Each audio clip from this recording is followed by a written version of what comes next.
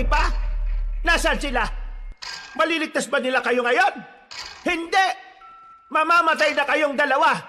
At ang batang yan ay mababawi ko na at may babalik sa aming angkan. Wala kang utang na loob. Matapos ka namin palakihin at alagaan bilang kasapi sa pamilya namin, ito ang igaganti mo. Lolo, tama na po. Wala na po kayong magagawa. Matitigil na po ang kasama binabalak nyo sa mga tao. Tanggapin nyo na lang na talo kayo.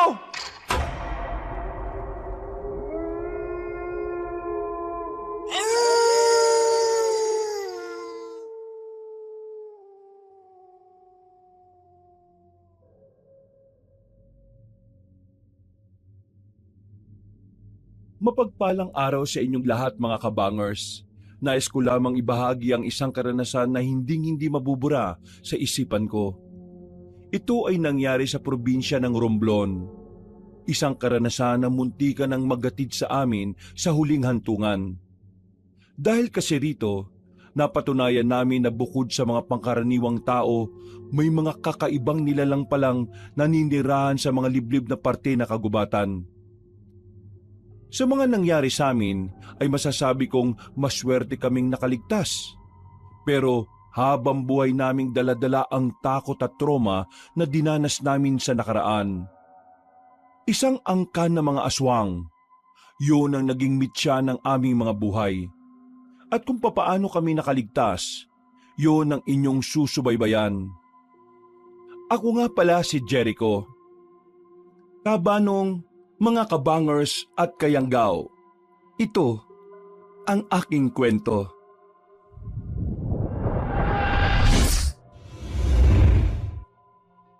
Bago nga pala magsimula ang ating kwento, sana'y mapindot nyo muna ang subscribe button at ang notification bell para lagi kayong nanonotify pag may bago tayong mga kwento.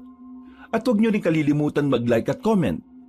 Napakalaking tulong po ito sa ating channel para mas makapagatid pa kami sa inyo ng mga magaganda at mga nakakapangilabot na mga kwento.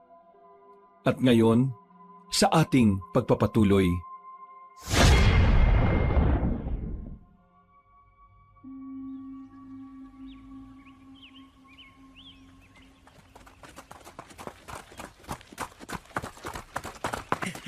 Wisit ka! Huwag mo nga akong hawakan! Huwag mo hawakan damit ko! Ang bagal mo kasi tumakbo Nakakainis ka. Hoy, bilisan nyo. Baka mamaya maabutan nila tayo. Tapos talaga tayo. Puti kasi Roger Ano ba? Ako na nga mauna. Kayo talaga. Kapag ako nainis sa inyo, iiwanan ko kayo Oh, o yan. Mukhang wala na yata sila. Dito sa gilid. Pahinga muna tayo. Sino ba kasi yung mga yun, Jericho? Aba, ewan ko. Bakit ako tinatanong mo dyan? Buwag ka pala Malamang, ikaw ang taga rito sa Romblon Wala bang nabanggit sa'yo yung lola mo bago siya namatay? I mean, tungkol dun sa mga nakabahag na yun na humahabol ng tao? Wala. Kahit naman din yung iba namin mga kamag-anak Wala rin namang sinabi sa akin. Basta, ang sabi lang sa akin ni Mama, uwian ko yung bahay ni Lola kasi baka tirhan ng ibang tao. Teka, wala na ba talaga sila? Kinakabahan ako sa mga yun Para silang papatay ng tao sigurado ba kayong wala kayong ginawa sa kanila para magalit sila ng ganun? Wala. Napasilip lang talaga kami sa lugar nila. Malay ba namin kung sino sila? Lahat sila nakabahag. Hindi ko alam kung anong klaseng katutubo sila, pre. Pero para silang papatay talaga ng tao Ang malaga naman ngayon alam na nating may mga ganong tao rito sa gubat. Iwasan na lang natin yung lugar na yun kapag naglalakad-lakad tayo dito ulit. O sige, teka, malapit na ba tayo sa lugar ng lola mo? Oo, konting lakad na lang. Pero, pahinga na lang muna tayo. Hinihingal din ako Noong mga sandaling yon, Kabanong, ay sobrang kinabahan talaga ako. Buong akala namin ay katapusan na namin nun. Buti na lang ay mas mabilis kaming tumakbo kumpara sa mga humahabol sa amin. Mga taong nakabahag at may mga dalang sibat. Hindi namin alam kung mga katutubo sila o kung ano paman. Basta ang sabi ng dalawa sa akin, parang galit agad ang mga yon kahit wala naman silang ginawa na masama. Wala rin naman akong ideya kung ano yon. Hindi naman kasi talaga ako taga Romblon. Pumunta lang ako doon para tauhan ng bahay ng lola ko. Namatay na kasi ang lola ko dahil sa sakit sa puso. 1 buwan nang mawala siya, dumating kami roon para hindi angkinin ng ibang taga roon ng bahay. Wala naman sana magiging problema sa akin sa pagtira doon. Ang kaso nga lang, may mga nangyari lang talagang hindi ko agad mapaniwalaan nung una. Ay nako, buti naman nakauwi na rin kaagad tayo. Ang akala ko talaga magiging tusok-tusok na tayo ng mga taong yun eh. Pre, tingnan nyo itong na-research ko sa internet. Hindi to sa Romblon ha. Ibang probinsya to. Ang sabi dito, may mga grupo daw ng mga taong hindi naabot ng pagiging moderno. Mga nakabahag din. Parang sinaunang taga-bundok ang datingan nila eh. At sobrang territorial din sila. Lahat ng dayo sa lugar nila eh, pinapatay daw nila. Eh baka naman, ganun din yung humabol sa ating kanina. Baka nga ganyan din yun. Basta, iwasan na lang natin pumunta ron. Siguro naman eh, doon lang sila nakatira. Sa iba naman sigurong part ng gubat eh, wala naman sila. Oh, tubig muna. Walang laman yung rep nyo, pre. Mamayang gabi, punta tayo ng bayan. Mamili tayo ng pang-imbak dyan. Alam mo pre, mag-iisang araw pa lang tayo rito pero pakiramdam ko, sobrang tagal na nating nakastay dito eh. Eh sabi ko naman kasi sa'yo, huwag ka na lang sumama kung napipilitan ka. Hindi naman siya napipilitan. Parang hindi ko lang feel gumala. Mas maganda nang nandito ka kaysa naman nag-aaway lang kayo ng syota mo palagi. Mismo, nadali mo. Kumusta na nga pala kayo ng syota mong yon? Balita ko eh, munti ka na kayo maghiwalay nung nakaraan ah. Ikaw talaga, napaka-chismoso mo. Oo, tama na yan. Baka mamaya eh magka-personalan na naman kayo eh. Sige, labas lang ako. Bibili ako Yossi. Teka pre, saan ba tindahan dito? Paglabas mo dyan sa gate natin, kaliwa ka ng kanto, tapos diretso. Dun, may mga tindahan na dun. O sige, ingat ka pre ha. Maraming nangangain ng tanga dito. Tumawa na lang si Marvin, habang kami naman ni Roger ay naghiwa na lang ng mga tira-tirang gulay sa ref. Habang ginagawa namin yon, hindi pa rin mawala-wala sa isipan ko ang nangyaring habulan sa gubat. Kabado pero natatawa na lang ako kapag naiisip ko yon. Yung kasi ang unang beses na talaga namang nalagay sa panganib ang buhay namin. Makalipas ang ilang oras, sumapit na rin ang 10:00 ng gabi. Hindi na kami natuloy pumuntang bayan dahil nagkatamaran na lang. Buti na lang, nakabili kami ng alak, pampaantok lang. Mga bandang 11:00, nakatulog na rin ang dalawa. Habang ako naman, kahit may tama ay hindi ako dinadalaw ng antok. Bumaba ako sa sala. Napatingin ako sa may cabinet sa gilid ng kusina. Nakabukas kasi yun ng bahagya. Nakalimutan ko yatang isara. Isasara ko na sana pero meron akong nasilip na libro sa loob. Kinuha ko yon. Kulay itim kasi kaya napukaw agad ang atensyon ko. Pagbasa ko, biglang nakarinig ako ng boses babae sa pintuan ng sala. Hindi ko rin pala naisara yon kaya nakapasok ang pinsang kong babae. Si Nalin. Parang laging seryoso sa buhay. Hindi man lang marunong umiti. Pagmamayari ni Lola yan. Oo, alam ko naman. Di ko naman kukunin eh. Hindi naman kita pinagbabawalan eh. Mas maganda nga mabasa mo yan. Ha? Tungkol saan ba to? Wala namang nakalagay na pamagat eh. Basahin mo na lang. Marunong ka naman siguro magbasa eh, no? Malamang. Anong tingin mo sa akin? Ay, Jericho nga pala pangalan ko. Ikaw si Nalin, tama? Yung panganay na anak ni Tita Malen? Oo. Ako nga sinalin. Ako din ang naglinis ng bahay na ito bago kayo dumating. Kaya sana maging malinis to palagi ngayong nandito na kayo. Huwag ka mag-alala. Hindi naman kami makalat na tao eh. Yang libro na yan, basahin at unawain mo. Diyan mo malalaman lahat ng naging karanasan ni Lola. Bakit? Nabasa mo na rin ba to? Ilang beses na. Mukhang marami akong malalaman dito ah. Kagaya na lang ng pagiging manunugis ni Lola. Manunugis? Paano manunugis? Ang dami mong tanong, magbasa ka na lang. Seryoso? Yan lang ang pinuntahan mo ngayong alanganing oras? Hindi. Makikihingi ako ng asin.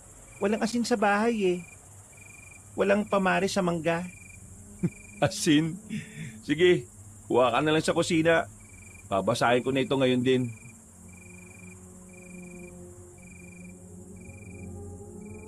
Hindi na siya nagsalita kabanong. Dire-diretso na siyang naglakad patungo sa kusina. Ako naman ay dumiretso na lang din sa kwarto ko. Sinimulan kong basahin ang nakalagay sa libro. Unang 5 pahina pa lang, na-weirduhan na ako. Tungkol kasi sa mga aswang ang nakasulat doon. Pero binasa ko pa rin hanggang dulo. Inabot na nga ako ng madaling araw. Sa libro, nakalagay doon na isinulat yon ng kaibigan ni Lola. Tungkol yon sa isang grupo ng mga residente na kumakalaban daw sa mga aswang noon. Kasama ang pangalan ni Lola sa mga lumaban daw di umano sa mga aswang. Bagay na hindi ko agad magawang paniwalaan. Kasi ang pagkakaalam ko lang naman noon, dating kapitan lang si Lola ng lugar nila.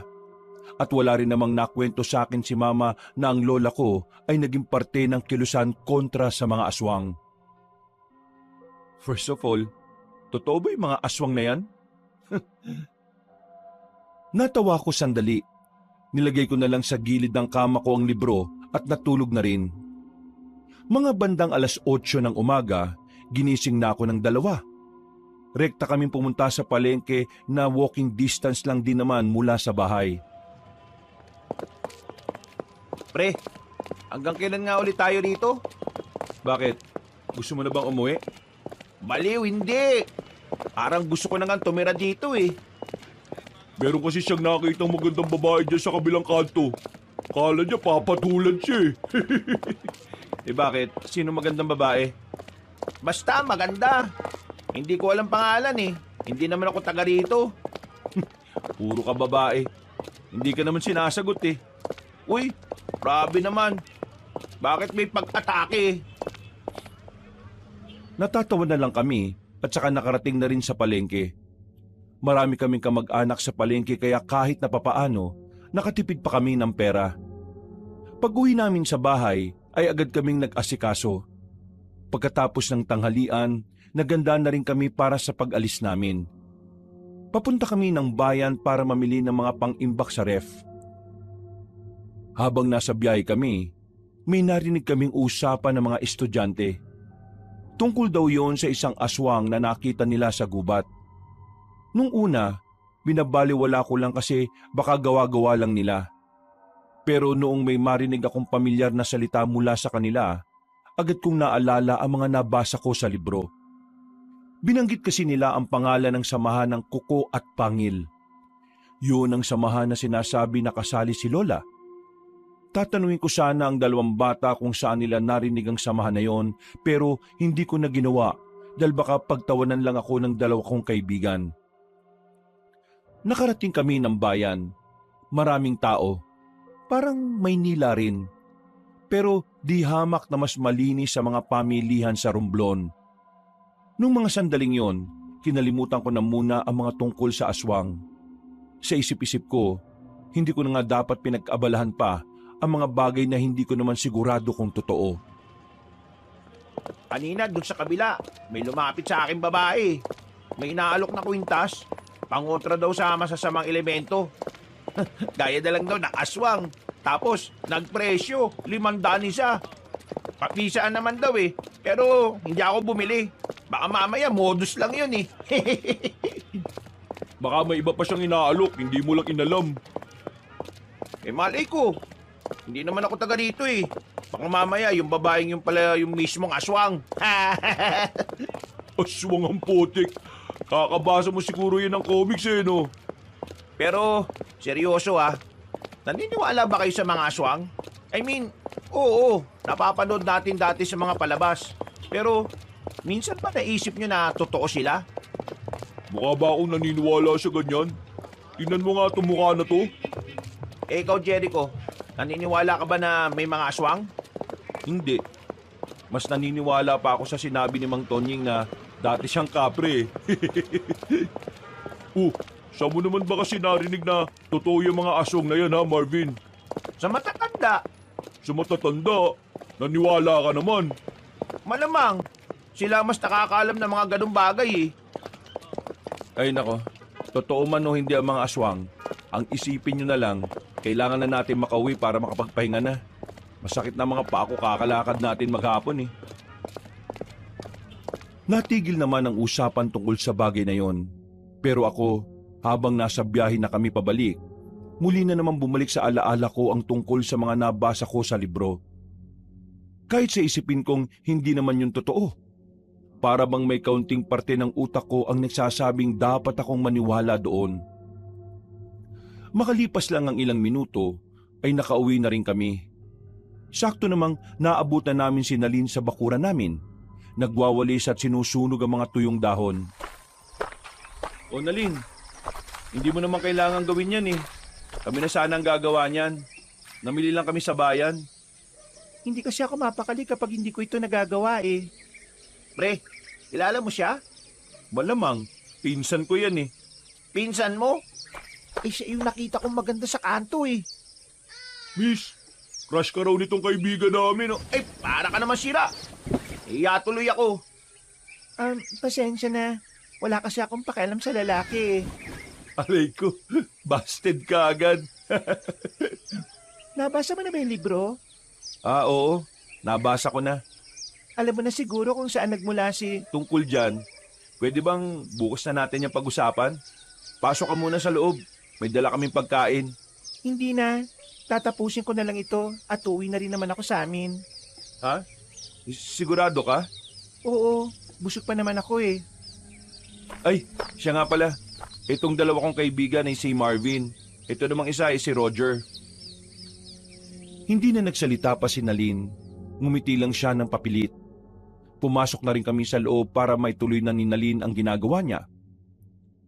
Kabanong, naging maayos naman ang unang 5 araw namin sa Romblon. Kahit na papaano, masaya kaming gumigising sa umaga dahil palagi kaming may napapasyalan. Medyo kaklose na rin namin ang iba kong pinsan. Yun nga lang, may iba rin akong pinsan na talagang ayaw kong makakausap. Tono pa lang kasi ng pananalita, naiirita na ako. Mga akala mo kung sinong mayayaman butas naman ng mga brief. Pamumundok, yun ang kauna-unahan naming ginagawa habang naroon kami. At sa 5 araw na naming nagbabakasyon doon, marami na rin kaming napuntahan na gubat. At sa huli naming pinuntahang gubat, dito na nagbabago ang takbo ng aming buhay. Walang ya. Kakarating lang natin. Saka naman sumama ang panahon. Ayos lang yan. Maglatag na lang tayo ng tent. May dala naman tayo Hindi. Kailangan na natin bumalik. Baka ma-stuck tayo dito kapag malakas ang ulan na bumagsak. Sayang naman yung effort natin, pre. Wala pa nga tayong magagandang picture dito Mamili ka. Magandang picture o magandang kabaong kapag nakidlatan ka dito. Ay, naku, malas naman. Sundin na lang natin si Jericho. Mas maganda nang sigurado tayong hindi tayo mapapahamak. Naglakad na kami noon, Kabanong. Pababa na sana kami ng bundok pero merong kaming nakasalubong na batang lalaki. Nakapaa siya pero maayos naman ang suot niyang damit at short. May sombrerong kulay blue. Maputi ang bata kaya ang unang naisip namin baka anak siya ng mayaman. Gagi mga pre, naliligaw yata ang batang to. Yan ang gagawin natin dyan. Bata, nawawala ka ba? Nasaan ang mga kasama mo? Tulungan niyo po ko. So, nawawala ka nga. Tulungan niyo po akong makalis dito sa bundok. Tinatanong kita, nawawala ka ba o hindi? Nawawala po ako. Nako, paano to? Hindi naman natin pwedeng iwan lang yan dito, pre. Kapag may nangyari masama dyan, konsensya natin yan. Baka mamaya naman, modus yan ng mga rebelde ha. Baka mamaya dalhin tayo niya sa kuta ng mga rebelde, pre. Para kang siraulo. Tigilan mo na nga yung kakapanood ng mga pelikula sa hapon. Kung ano-ano na lang pinagsasasabi mo eh. Tinungan niyo po ko. Nagmamakaawa po ko. Ano bang pangalan mo? Ako po si Rancho. Hanip pangalan mo ah. Pangmayaman ah. Okay, sige. Ganito gagawin natin. Sasama ka sa amin. At kapag nakababa na tayo, tutulungan ka naming lumapit sa barangay hall para matulungan din nila tayo na maghanap ng... Wag niyo po kong dadalhin sa barangay hall. Oh, bakit naman hindi? Pakiusap po. Wag niyo po akong dadalhin doon. Hindi. Dadaling ka namin sa kanila para matulungan ka naming makauwi sa inyo.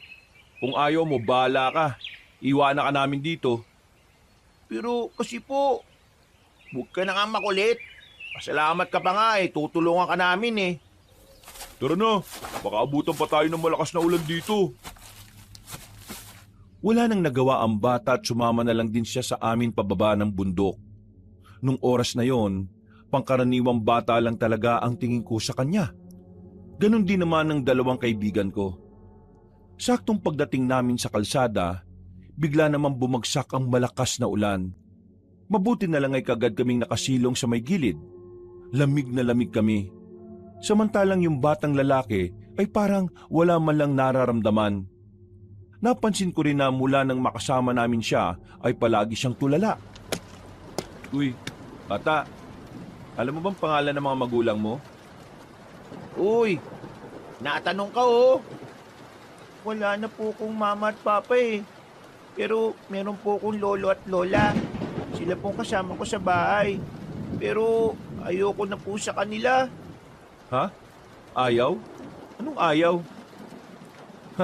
Alam ko na. Tumakas ka sa kanila, no? Hindi ka totoong nawawala, no? Naglayas ka ba? Hindi nakapagsalita ang bata sa sinabi ko.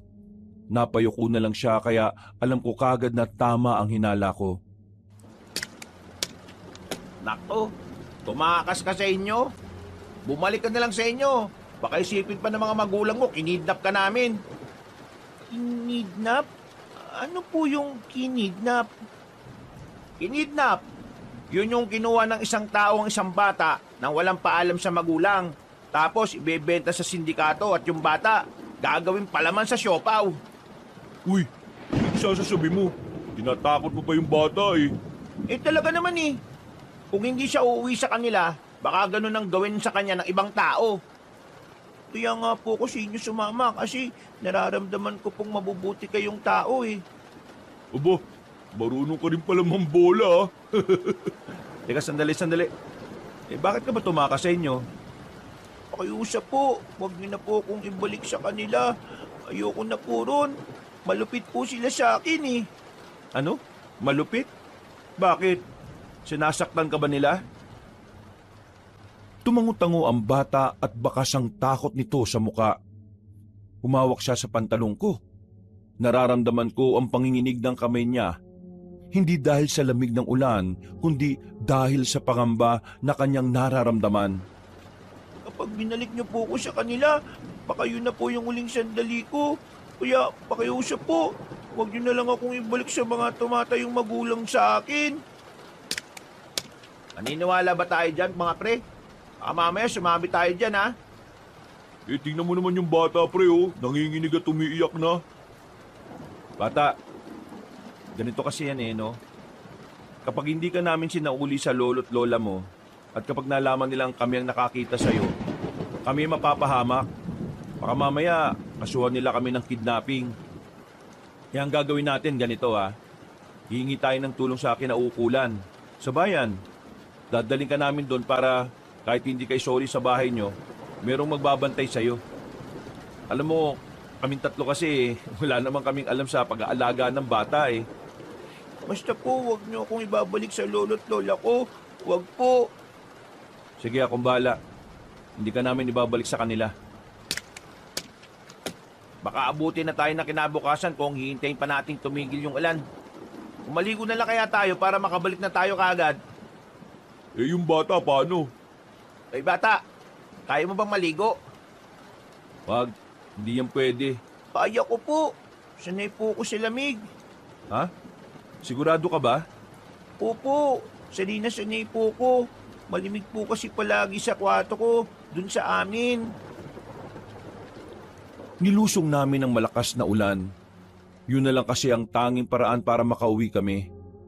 Hindi kasi kami pwedeng manatili sa lugar na yon, lalo na't malakas-lakas din ang hangin. Binilisan na lang namin ang takbo namin. Meron kaming napakiusapan na tricycle kaya agad kaming nakasakay at nakabalik ng baryo. Lamig na lamig ako noon, Kabanong. Ganon din ang dalawa kong kaibigan. Pero yung bata, hindi. Hindi man lang nilamig si Rancho. Nagbanlaw naman kami kaagad pagka-uwi namin. At dahil wala naman kaming damit na pambata, yung mga damit ko na lang ang pinahiram ko sa kanya. Isang buong katawanan niya ang sakop nun. Oh, nasaan na yung bata? Nandun, sa kwarto ko. Doon ka na muna pinatulog. Inaantok daw eh. Kumain na ba yun? Hindi pa nga eh. Pero dinalan ko na ng pagkain para paggising niya kakain na lang siya kagad. Pre, sigurado ka ba talaga sa gagawin natin? Baka kasi mamaya tayo pa mapasamaan yan eh. Nandito na nga eh. Alam nga naman, iwan natin siya sa gubat kanina, di ba? Kaya nga gagawin natin ang tama. Pupunta tayo sa bayan at kakausapin natin kung sino pwede malapitan doon. Balik na yan sa kanila. Wag. Bakit wag? Eh paano kung totoong sinasaktan niya sa kanila? Eh di binalik mo lang din siya sa impyernong tinakasan niya. Oo, ramdam ko kanina yung takot ng bata eh. Nanginginig yung kamay niya sa kaba. Pakiramdam ko, totoo yung sinasabi niya. Hindi nagsisinungaling ang bata, pre. Bata, hindi nagsisinungaling. Eh ako nga, 5 taon pa lang, nagsisinungaling na ako eh. Ikaw yun. Bata pa lang, kampo ka na ng kadiliman eh. Kampo ng kadiliman ng putit. Pero may point ka pre ha. Mga siraulo. Basta, siguraduhin yung walang mangyayaring bulilyaso sa batang yan ha. Ayoko munang mapasok sa gulo. Huwag ka mag-alala. Magiging okay naman ang lahat eh. Basta, kausapin lang natin na maayos kung kanino natin siya iiwan. Mas lalong lumakas pa ang ulan ng mga sandaling yon, Kabanong. Bumalik na lang ako sa kwarto ko. Naabutan kong masarap ang tulog ng batang si Rancho. Umupo ako sa gilid. Nakita ko ulit ang libro ng lola ko. Bubuksan ko na sana ang libro nang magulat ako kasi biglang nagising si Rancho. Ano nga po ulit ang pangalan nyo? Uy! Inulat mo naman ako bata eh. Jericho ang pangalan ko. Yung matangkad naman kanina si Roger. Tapos yung madaldal si Marvin. Kuya Jericho, naniniwala po ba kayo sa aswang? Ha? Bakit mo naman naitanong? Kasi po, binasa ko po yung unang pahina ng libro tungkol po sa aswang. Naniniwala po kayo sa aswang? Hindi ko alam eh.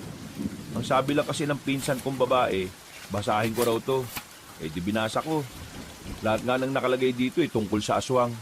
Pero hindi ko talaga magawang paniwalaan eh. Totoo po ang mga aswang, Kuya Jericho. Totoo? Paano mo naman nasabi? Sige nga. Marami na po kong nakitang ganyan sa amin eh.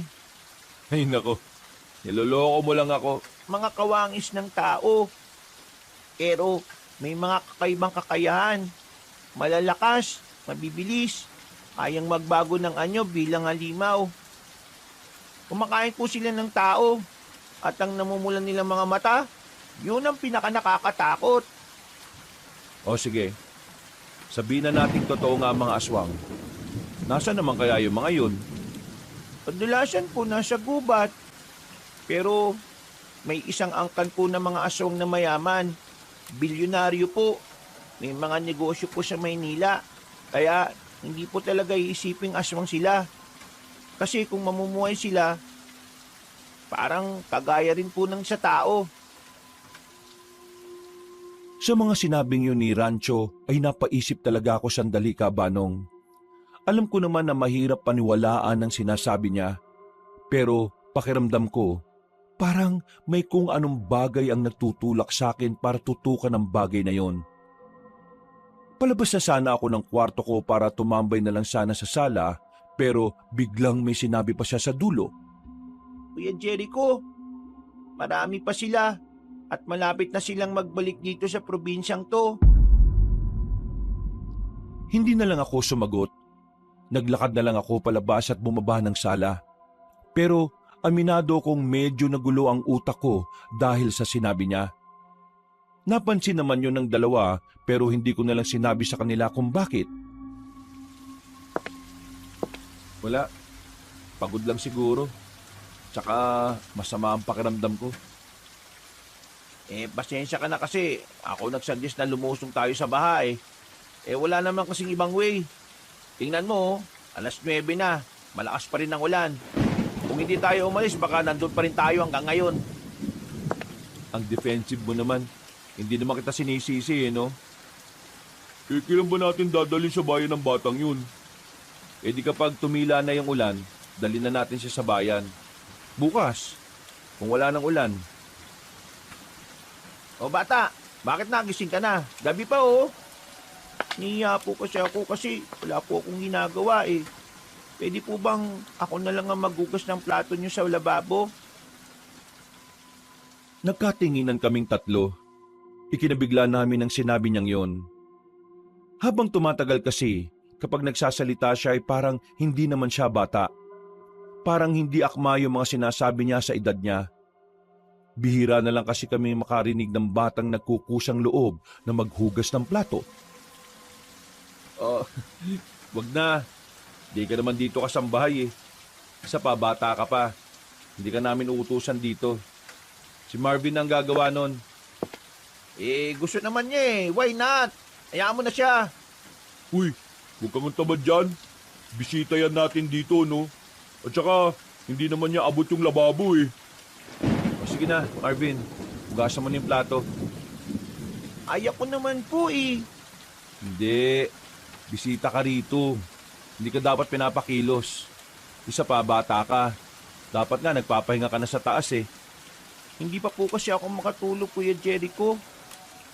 Ang mabuti pa, sumama ka sa akin sa kusina. Merong pagkain doon, tara, kumain ka. Sumama naman si Rancho kay Roger at sabay silang kumain. Habang ako naman ay nanatili lang sa sala, mas lalo pang naging matindi ang sama ng panahon sa mga sumunod na oras. Malakas ang hangin at sinasabayan pa ng malalakas na kulog at kidlat.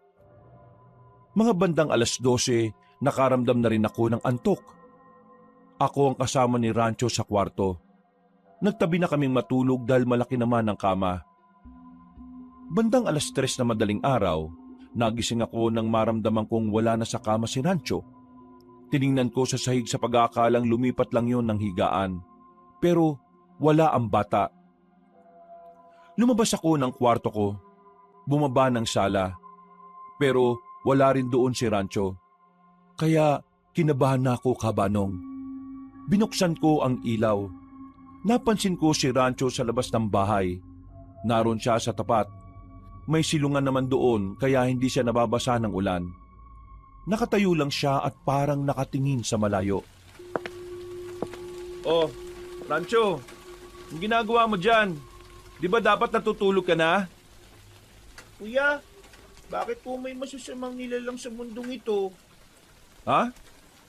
Teka, bakit ganyan naman ang bungad mo? Sagutin mo ang tanong ko. Natatakot ako, kuya eh. Natatakot ako para sa inyo, sa mga tao. Paano kung dumating na ang mga masasama? Uy, ano ba yung sinasabi mo? 3:00 na ng madaling araw oh. Matulog ka na nga. Ang mga aswang, Kuya Jericho. Ang mga aswang. Malapit na silang magbalik. Kailangan natin ng tulong ng mga albularyo at manunugis. Teka, sandali nga, bata ka. Ano ba? Totoo bang bata ka talaga? Opo, bata lang po ako. Pero yung pagkakahulma sa utak ko at puso ko, parang pang isang matandang marami ng karanasan. Hindi na kita mag-gets eh. ang creepy na ng pinagsasabi mo. Ano pong creepy? Creepy. Nakakatakot. Ganun. Pero wala nang mas nakakatakot kuya kapag dumating na sila para angkinin ng probinsyang ito. Ay nako. Alam mo, Rancho, kung ganyan ka ng ganyan, isasauli na kita sa guardian mo. Kapag ginawa niyo po yun, katapusan na ng lahat. Tama na nga. Ang mabuti pa, pumasok ka na sa loob at bumalik ka na sa pagtulog. Ikaw na lang ang batang gising sa ganitong oras eh. Huwag kayong mag-alala kuya. Tutulungan ko kayo sa abot ng makakaya ko. Ay nako. Oo na. Sige na, pasok na sa loob. Pumasok naman si Rancho sa loob. Pero ako, dumiretso na muna ako sa kusina at nagtimpla na lang ng kape. Aminin ko man o hindi, napapaisip din talaga ako sa sinabi ng bata. Hindi ko maintindihan kung bakit ganun ang lumalabas sa bibig niya. Parang masyadong makahulugan. Kinaumagahan, humina na rin ang ulan. Nakahiram kami ng gamit pambata sa mga pinsan ko, kaya yun ang pinasuot namin kay Rancho. Nakasakay kagad kami ng tricycle. Habang nasa biyahe, napansin kong tahimik lang si Rancho. Parang malalim na naman ang iniisip. Narito na tayo. Ang tanong, saan natin siya ilalapit? Magtanong-tanong na lang tayo kung saan dito merong police station. Rancho, ayos ka lang ba? Kanina ka pa hindi nagsasalita ah. Hindi na po ba talaga magbabago ang isip nyo? Kung ako po kasi ang tatanungin, mas gugustuhin ko na lang pong nasa bahay nyo eh. Alam mo, gustuhin man namin, hindi ka rin naman pwede. Kapag nalaman kasi ng mga kamag-anak namin na may kasama kaming bata, magtataka yun. Baka mamaya kung ano pang isipin nila. Hindi na nagsalita si Rancho. Nagsimula na lang kaming maglakad at magtanong-tanong. Habang naglalakad kami sa maraming tao, bigla na lang nagtago sa likuran ko si Rancho. Nanginginig ang kami niya sa takot. Ramdam na ramdam ko yun. Oh, bakit Rancho? Anong problema? Kuya, huwag na po tayong tumuloy. Ha? Bakit? Yung mga lalaki pong yun, kukunin po nila ako. Napatingin kami sa grupo ng lalaking nakasuot ng mga itim na tuksido. Mga nakasalamin din ng itim. Matatangkad at parabang mga tauhan ng isang mafia. Tumakbo na si Rancho palayo sa amin. Sinundan namin siya at nakarating kami sa isang eskinita. Wala nang gaanong dumadaan na tao roon. Uy, ano ba nangyari? Bigla-bigla na lang kayong tatakbo. Pambira! Sumakit tuhod ko dun ah! Matanda ka na kasi. Ha? Baka ikaw! Rancho, kilala mo ba yung mga lalaking yon? Sino ba yung mga yon? Tauhan po sila ni Lolo at Lole. Tauhan? Anong tauhan? Bakit? Mayaman ba kayo? Saka ako na po ipapaliwanag kapag nakalis na po tayo dito. Kuya, kapag nakuha po nila ako, hindi na po ako makakalabas sa amin. At baka yun na rin po yung huling sandali ko dito sa mundo. Pambirang bata to talaga oh. Ano bang ginawa mo sa lolo't lola mo ha? O sige na, tara na kaya. Baka mamaya marami silang nag-iikot dito eh. Eh paano yung lakad natin? Di ba pupunta tayo sa istasyon ng mga pulis? Delikado kung ibibigay natin siya ngayon. Kailangan na nating umalis. Tara na. Lumabas kami ng iskinitang yon. Buong akala namin na hindi na namin makakainkwentro ang mga lalaki. Pero nanlaki ang mga mata namin nang mapansing may nakasalubong kaming mga lalaking nakaitim. Napatingin din sila sa amin, partikular sa batang kasama namin. Kuya, nakita na nila tayo! Takbo na tayo! Wala kaming sinayang na sandali, Kabanong. Agad kaming tumakbo. Binitbit na ni Roger si Rancho para mas mapabilis kami. Pagdating namin sa kalsada, wala kaming maparang sasakyan. Pagtingin namin ulit sa likuran ay natanaw na namin ang mga kalalakihan. Pinagpatuloy namin ang pagtakbo. Hindi na namin namalayan na nakalayo na pala kami sa bayan. Wala kaming ibang mapagtaguan kaya pinasok na namin ang gubat. Kuya, hindi tayo dapat pumasok dito sa gubat. Mas mabilis silang tumakbo sa lugar na to. Pwede ba? Huwag ka na muna magsalita. Kami nang bahala para hindi ka makuha ng mga yon. Eh kuya, kailangan nga natin makalis dito. Kung hindi, Sabik tumahimik ka muna eh. Ang ingay mo. Nanahimik na si Rancho nang si Roger na ang nagsalita. Nang nasa kalagitnaan na kami ng kagubatan, ay minabuti naming magpahinga na muna. Hingal na hingal kami, para akong aatakihin sa puso. ano, wala na ba? Tingin ko, wala naman na sila. Ito na nga ba sinasabi ko eh. Mapapahamak tayo ng dahil sa batang yan. Hindi ito ang tamang oras para dyan, Marvin. Eh kailan man tamang oras? Kapag napatay na tayo ng mga lalaking yon. Sinasabi ko naman kasi sa inyo eh, hindi natin kilala ang batang yan. Wala tayong alam kung saan yan galing.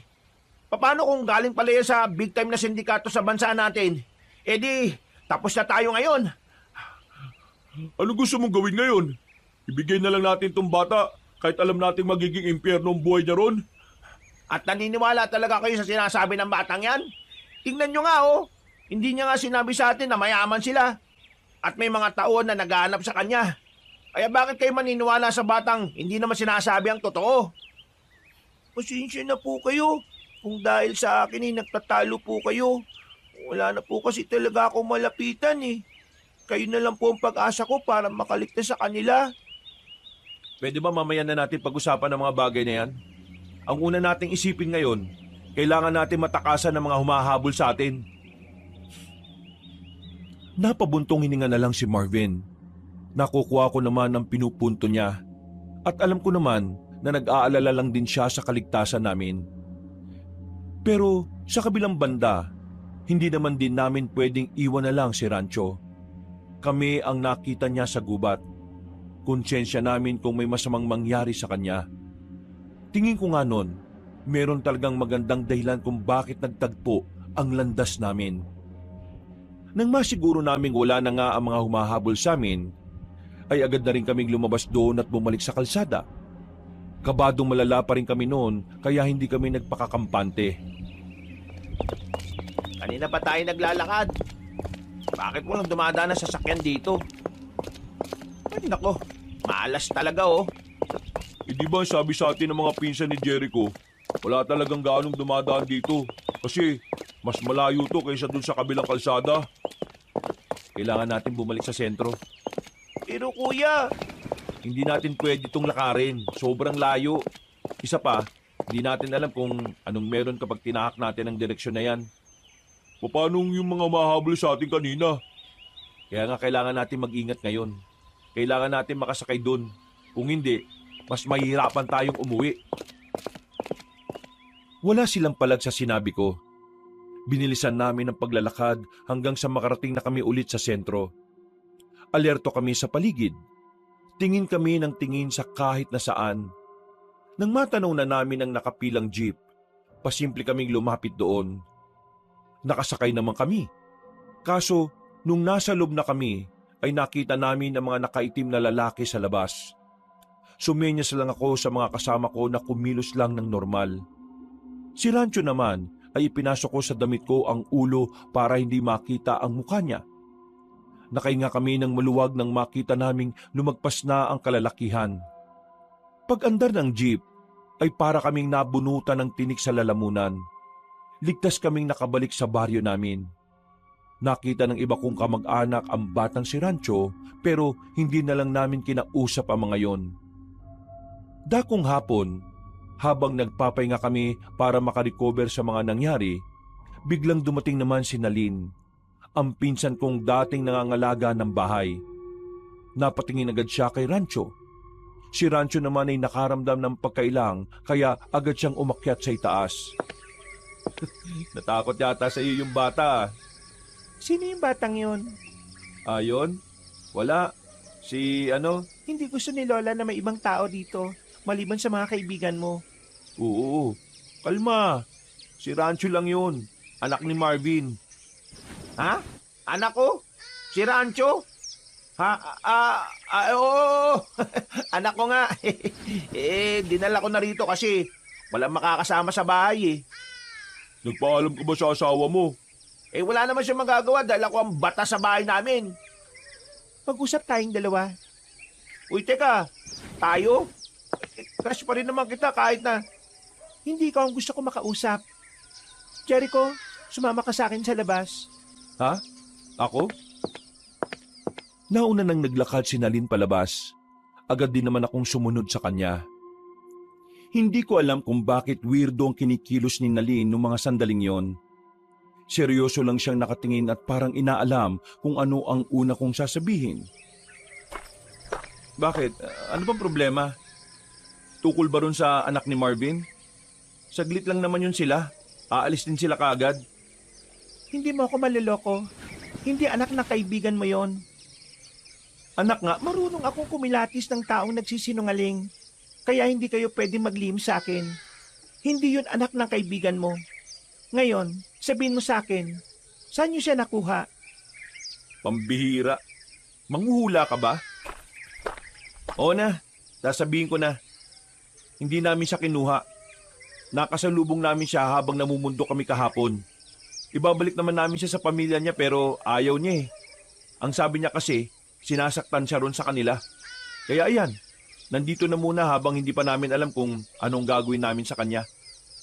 Alisin niyo ang batang yan dito. Kalma. Bata lang yun. Huwag kang masyadong mainit. Hindi naman siguro magagalit si Lola kung may tinulungan kaming bata, no?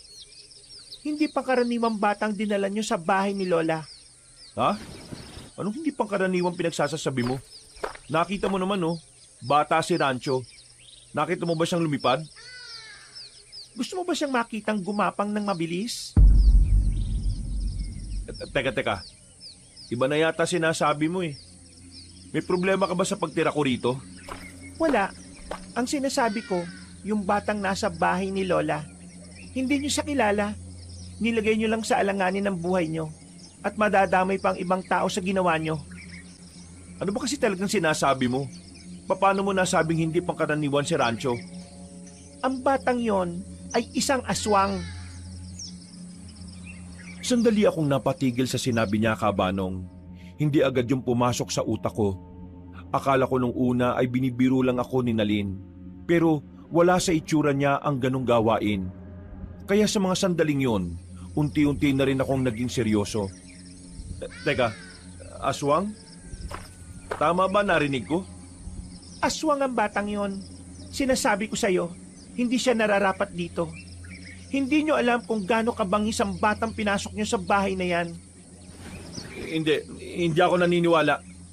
Bigyan mo nga ako ng katunayan na aswang nga siya. Sige, kunin mo ito. O ano naman yan? Pansabit sa pintuan. Ilagay mo ron. Kapag hindi siya nakapasok sa kwarto, ibig sabihin, tama ang sinasabi ko. At kung totoong aswang nga yung batang yon, Kailangan yung umiwas sa kanya. Dalawa lang yan. Mapapahama kayo dahil sa kanya o mapapahama kayo dahil sa pamilya niyang naghahanap sa kanya. Kinuha ko ang sinulid ng merong tuyong bawang sa dulo. Pagkatapos, naglakad na rin siya paalis. Nung sandaling yung, Kabanong, medyo naguguluhan pa rin ako. Pero hindi ko maintindihan kung bakit parang apektado ako sa mga sinasabi niya. Kinakabahan ako. Naiisip ko palang na totoong aswang ang batang yon ay kinikilabutan na ako. Para malaman ko ang katotohanan, pumasok na ako sa bahay. Pumunta ako sa kwarto ko. Saktong nakasarado ang pinto at nasa loob si Rancho. Isinabit ko ang tuyong bawang sa itaas ng pintuan. Rancho, labas ka na dyan. Magmimerienda na tayo. Lalabas na sana siya pero bigla siyang napatigil. Napatingala sandali sabay iwas agad ng tingin. Hindi siya nagsasalita. Sa puntong ito, kinabahan na ako pero hindi ko lang pinapahalata. Oh, bakit? Anong problema? Ayaw mo bang kumain? Susunod na po ako, Kuya Jericho. Una ka na po sa baba. Bakit? Anong problema? May gagawin ka pa ba? Halika na, sumama ka na sa akin. Tara na. Mauna na po kayo. Huminga ako ng malalim. Pilit kong kinakalma ang sarili ko ng mga sandaling yon. Sa pagkakakumpirma ko sa katotohanan, parang nagbagong tingin ko sa bata. Kinakabahan at natatakot ako sa pwedeng mangyari sa amin. Pero hindi ko rin naman maintindihan kung bakit parang hindi ko naiisip na tugisin ang batang yon. Nauna akong bumaba ng sala. Nagulat na lang ako nang manggaling sa labas si Rancho.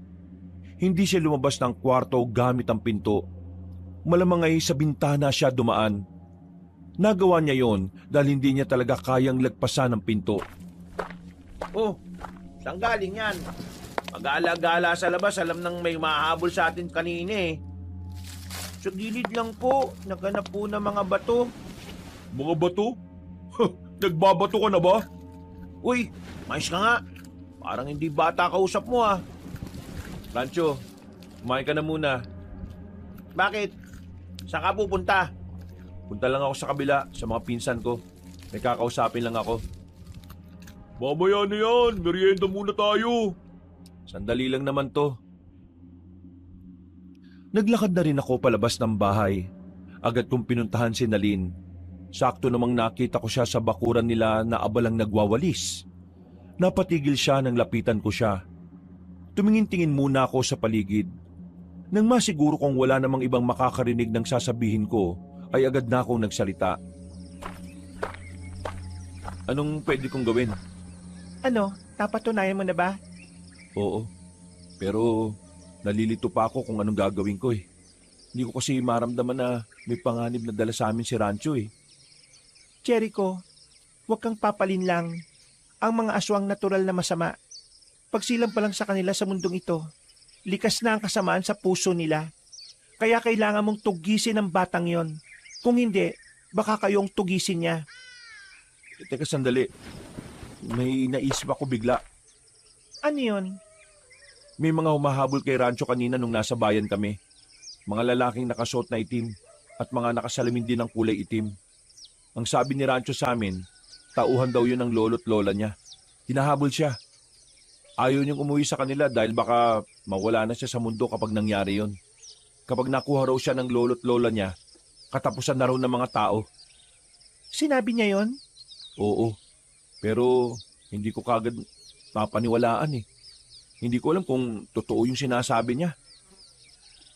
May naalala kong sinabi ni Mang Lino.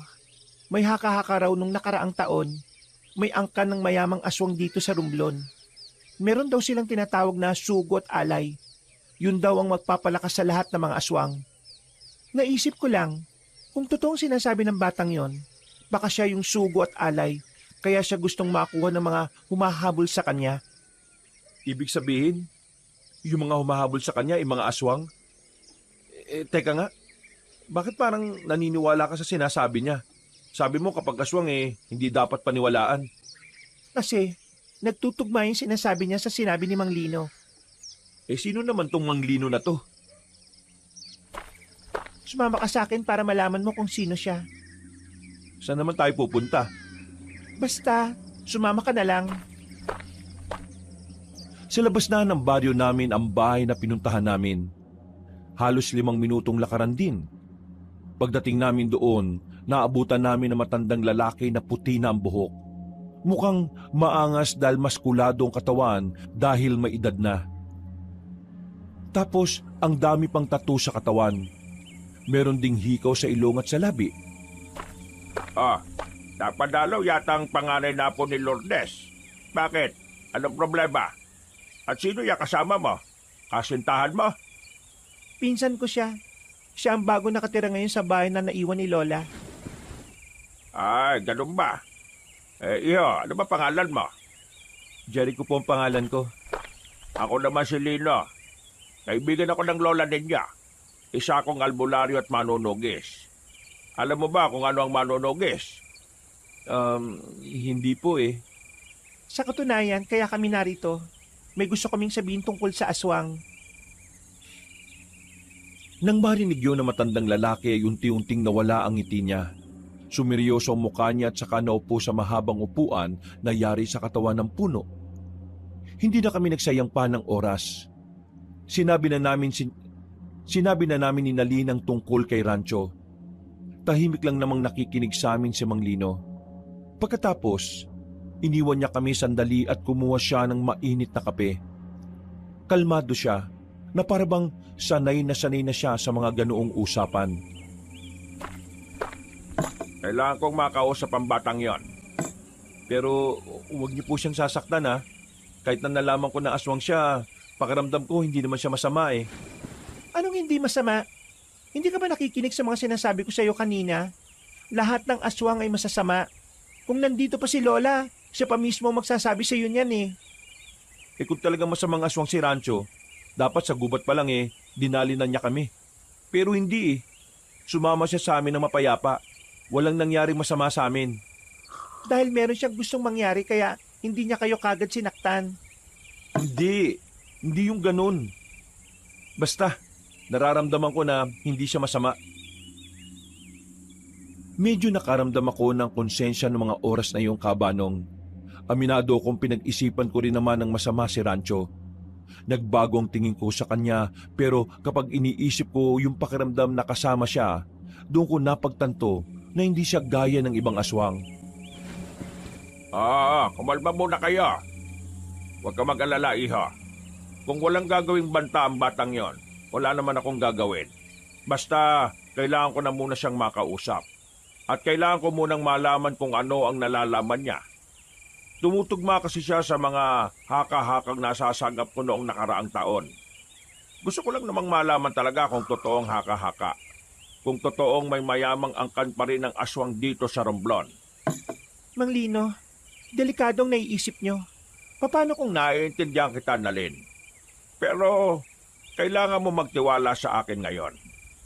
Alam mo naman na matagal na nating hinihintay ang pagkakataong ito, hindi ba? Ang mapuksa ang mga aswang na yan. Hindi natin hahayaan na masira ang pagkakataong ito. Gagamitin natin ang batang yon para mahanap ang iba pang mga aswang. Hindi na nakapagsalita pa si Nalin, pero baka sa mukha niya ang inis dahil hindi napakinggan ang gusto niyang mangyari. Ako naman, tahimik lang ako habang naglalakad pabalik. Napagkasunduan namin na dadaling ko si Rancho sa bahay ni Mang Lino pagsapit ng gabi. Pero hindi ko magawang hindi kabahan. Inisip ko kasi na baka biglang may gawin si Mang Lino kay Rancho. Pero kahit na may pag-aalinlangan, naisip kong dapat akong makiisa sa gusto ni Mang Lino. Hindi rin naman kasi ako nakakasiguro na talagang walang gagawin si Rancho. Ang tanging basehan ko lang ng pagiging mabuti ng bata ay walang iba kundi ang pakiramdam ko lang. Malapit ang maluto to ha. Kakain na lahat. Wala nang pateka-teka ha. Narinig ko ang sigaw ni Roger mula sa kusina, habang ako naman tahimik lang na nakatambay sa tapat ng pintuan. Malalim ang iniisip. Nakatingin ako sa malayo. Naramdaman ko na lang na nasa tabi ko na ang batang si Rancho. Umupo siya. Napatingin naman ako sa kanya at nakita ko ang nakangiti niyang muka. Oh, bakit ka nakangiti? Kasi tingin ko, hindi na po kailangan magsinungaling. Ha? Anong ibig mo sabihin? Yung nakasabit sa pintuan, nilagay niyo po ba yon kasi nagdududa kayo sa akin? Yung alin? Kaya po ba wala kayo sa sarili ngayon kasi iniisip niyo ako? Natatakot na po ba kayo sa akin? Nababahala? Nangangamba? Kinikilabutan? Ano ba pinagsasabi mo? Sinundan po kita kanina, Kuya Jericho. Kasama mo si Ate Nalin. Yung pinsan mong una pa lang, alam na niya ang sikreto ko. Alam ko na kung ano ka? Opo, Kuya Jericho. Sa pagsabit mo pa lang ng tuyong bawang sa pintuan, alam ko na kagad eh. Huwag kang maingay sa iba. Huwag muna nating ipaalam kay Marvin at Roger. Hindi natin alam kung ano ang magiging reaksyon nila eh. Ikaw po, ano pong naisip niyo sa akin? Nung una, nagtaka, nahiwagaan, at nagbago talaga ang tingin ko sa'yo. Natakot ako. Kasi base sa librong mga nabasa ko, ang mga aswang daw ay mababangis. Pero nawala yon kasi wala naman ako nararamdaman na panganib sa'yo eh. Kaya pakiramdam ko, hindi ka namang gaya ng ibang aswang na masama. Alam mo, nabibigla ako sa mga nangyayari. Hindi ako makapaniwala na totoo ang mga kagaya mo. Kaya ganito ako ngayon. Kuya, hindi ako masamang aswang. Sa katunayan po, gusto ko pong wakasan ng ginagawa ni Lolo at Lola eh. Kaya sasama po ako sa inyo ngayong gabi. Gusto ko pong makausap yung matandang kinausap niyo po kanina. Sigurado ka ba? Kung yun pong natatanging paraan para mapatunayan na hindi ako masama, hindi po ako magdadalawang isip na gawin yun. Tumango na lang ako. Natigil ang usapan namin nang biglang dumating si Marvin para tawagin na kami. Sabay-sabay kaming nagapunan. Pagkatapos, lumabas na muna ako ng bahay. Sumunod naman sa akin si Rancho. Pasimple kaming umalis ng bahay nang walang kamalay-malay ang dalawa. Habang naglalakad, ay nakasabay na rin namin si Nalin. Masama ang tingin niya kay Rancho. Wala pa rin siyang tiwala sa bata. Malayo-layo pa kami sa bahay ni Mang Lino nang biglang may natanong nga kami mga lalaking nakaabang. Nakatayo sila sa gilid ng poste ng ilaw. Nang makita nila kami, nagsimula na rin silang maglakad palapit sa amin. Si Lola, kasama nila si Lola. Lola mo yon? Kailangan po natin tumakbo, bilis! Puntahan natin si Mang Lino. Tayo na. Umikot na lang tayo sa kabila. Wala kaming ibang nagawa kundi ang tumakbo, Kabanong. Hindi na kami nakabalik sa baryo namin dahil may mga aswang ding nanggaling doon. Kaya ang ginawa ko, binuhat ko na si Rancho. Sinundan namin si Nalin dahil mas kabisado niya ang gubat. Dapat, hindi tayo dumaan dito. Mas mabilis sila kapag maraming puno. Manahimik ka nga muna. Mas lalo nila tayong masusundan kung maririnig nila ang boses mo. Pero, hindi ka ba nakakaintindi? Tahimik! Habang kumakaripas pa kami ng takbo, nararamdaman ni Rancho na nakasunod pa rin sa amin ang mga kauri niya. Makalipas lang ang ilang minuto, nakalabas na rin kami ng gubat. Nasa kalsada na kami. Kaunting takbo na lang ay mararating na namin ang bahay ni Mang Lino. Ang kaso, biglang dumating ang mga aswang at humarang sila sa daraanan namin. Meron sa harapan, meron din sa likuran. Kasama nila ang matandang makapalang buhok na parang pugad ng ibon. Magaling! Magaling, magaling! Kaya pala ang hirap-hirap mong hanapin dahil meron pumoprotekta sa iyong bata ka. Ayoko na pong umuwi ng bahay. Ayoko na po sa inyo. Ayaw niyo na po ako mabuhay na wala sa inyo. At sinong nagsabi na pwedeng mangyari ang gusto mo? Hindi mo pwedeng takasan ang kapalaran mo. Hindi mo pwedeng talikuran ang obligasyon mo sa angkan natin. Ikaw ang sugo at alay. Kaya wala kang karapatan na tanggihan ang sinasabi ng propesiya. Ikaw ang magbibigay ng walang hanggang buhay sa amin. Ang iyong dugong bughaw. Hindi ba kinaawa sa batang to? Masyado pa itong bata para gawin yung kasangkapan sa mga pansarili niyong interes. Manahimik ang tao ka. Wala kang alam dito. Isang malaking pagkakamali na nakialam ka sa problemang ito. Meron kayong balak na maghari-harian sa probinsyang ito. Hindi namin hahayaang mangyari yun. At anong magagawa mo? Buhay pa ang samaan ng mga albularyo at manunugis. Kaya huwag kang maging kampante na magagawa niyong lahat ng mga binabalak ninyo. Buhay pa? Nasaan sila? Maliligtas ba nila kayo ngayon? Hindi! Mamamatay na kayong dalawa. At ang batang yan ay mababawi ko na at may babalik sa aming angkan. Lolo! Ayahan niyo na po ko. Huwag mo akong tawagin Lola. Hindi kita kaduga. Hindi ka namin na po. Inalagaan ka lang namin dahil may pakinabang ka sa amin. Ngayong hinog na ang pagiging dugong bughaw mo. Kailangan ka na namin gamitin. Hindi niyo po ako tinuring na tunay na po. Hindi niyo po ba ako minahal kahit na kaunti? Anong klaseng tanong yan? Malamang hindi. Hindi ko magagawang mahalin ang isang kagaya mo. Nag-iisa lang ang apo ko. At namatay pa siya ng dahil sa mga magulang mo. Napakasama po ninyo. Tama lang po pala na umalis ako sa inyo dahil gagamitin niyo lang po ako sa kasamaan. Tama na ang usapan. Kukunin ka na namin. Magpaalam ka na sa dalawang yan dahil mamaya lang Ibabaw na namin sila sa lupa kasama ng mga uod na kakain sa kanila! Marahan silang lumapit sa aming kabanong. Noong mga sandaling yon, akala ko'y matatapos na ang buhay naming tatlo. Pero nagulat na lang kami nang biglang nagbago ng anyo si Rancho. Kinalaban niya ang mga aswang na nagtangkang lumapit sa amin. Pero dahil nga maliit siya at bata pa, wala ring nangyari. Binalibag lang siya ng isang aswang na malaki ang katawan. Agad ko namang siyang nilapitan at inalalayan. Patawarin niyo ako, Kuya Jericho. Patawad, wala po akong magawa. Tingnan niyo ginawa niyo sa kanya, oh.